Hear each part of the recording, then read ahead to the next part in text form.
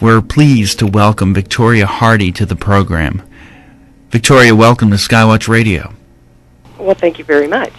All right, so you have written numerous articles for the American Chronicle, and your investigative work into chemtrails and this aerosol project in general has run the gamut of possible reasons of what is going on. You've looked at the multi-tiered agenda, and that includes weather modification to possible mind control, and it continues on from there. Can you begin by describing how you noticed this aerosol spraying project and what prompted you then to write about it? I guess the way I noticed initially was I had heard about it and read about it on the internet and kind of laughed about it and said, that's ridiculous. But then I was out cutting grass one day and I looked up in the sky and I saw it occurring over my head.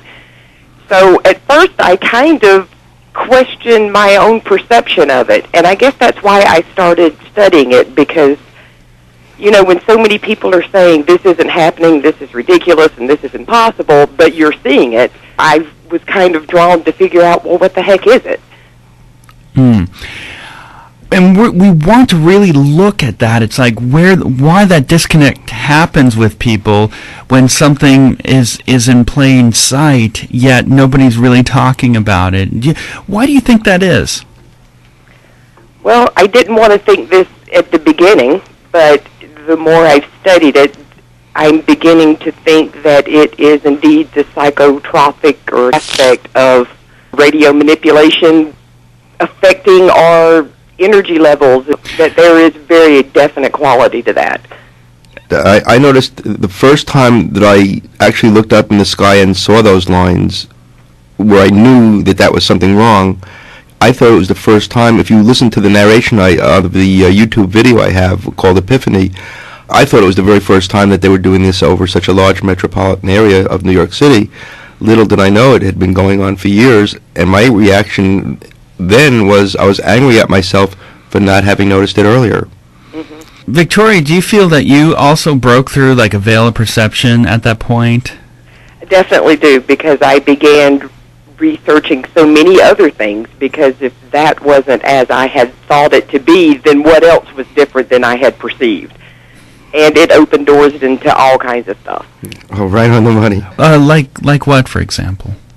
9/11, and once you start pursuing the chemtrail phenomenon, the threads go in so many different areas and go in so many different directions that you really have to start opening your mind, because if your mind's closed, you're going to immediately just say, no, there's no way.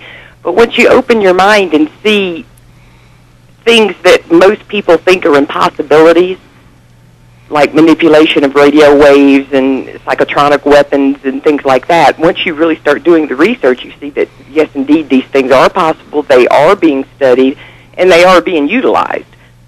Right, and that I've just, scratched the surface in my own research on this topic in terms of the mind has an electromagnetic frequency, there are specific frequencies for certain states of mind, and you bet that it's been researched by the military, and I'm sure they've done all sorts of human experiments.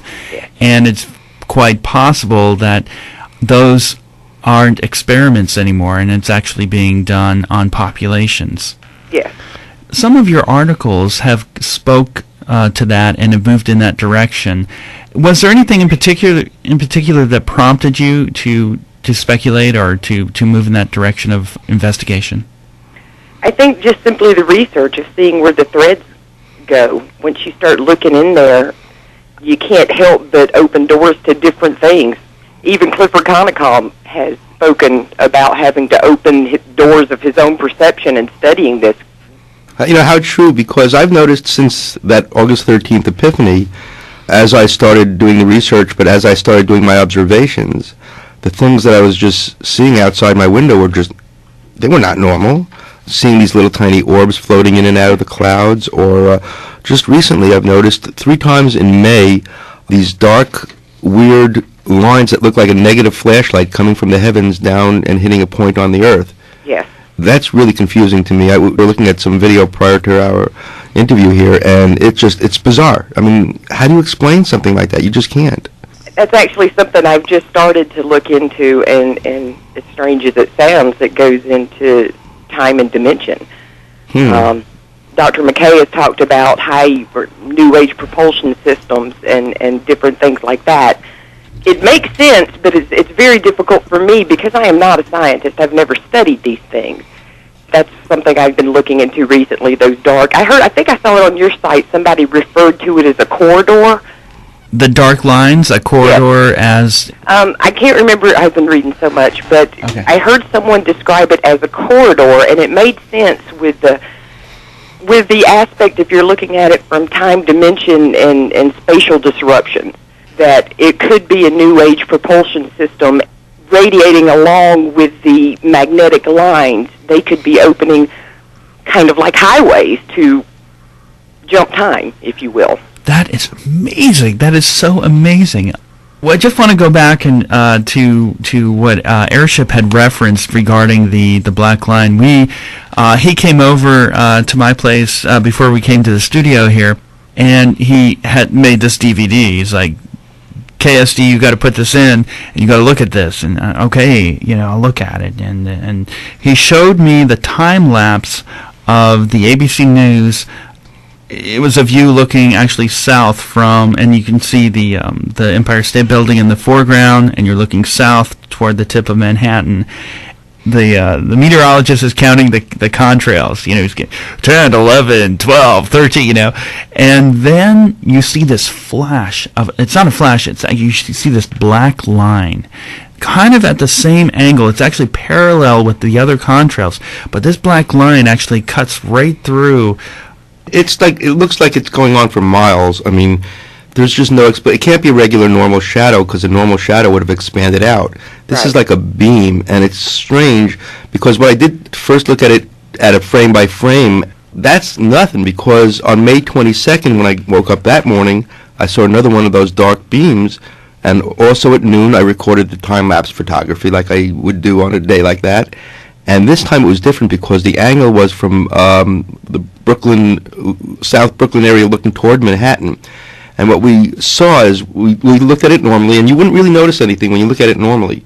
But once again, when you stop and go frame by frame, two of the frames one seems to go into an odd color, then the next one goes like all darkish blue, and then in the next frame it's normal again, as if nothing happened. What Airship has sort of discovered here is this is something I don't think I would have noticed. I've seen dark lines, and I just don't really have the science background to distinguish between that and some kind of shadowy thing or some kind of anomaly in the sky.